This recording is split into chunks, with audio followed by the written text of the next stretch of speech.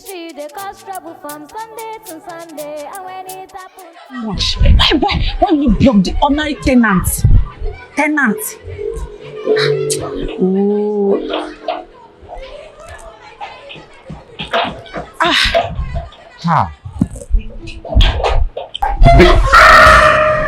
Jesus.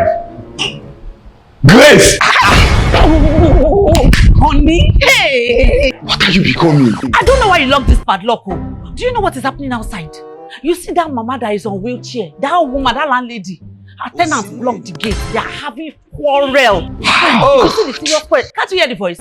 Grace, I locked this gate so you will not go out or have access to any of all this amebo that is going on in this neighborhood. And you still don't have shame. You brought out chair to stand on it. You are still sleeping. The question is, why do you lock the gate? Am I a prisoner? So you can stay away from amebo. It's our house and our compound, not enough.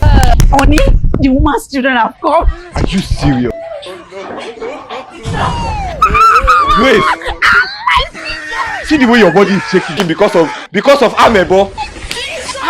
Did amebo swear for you?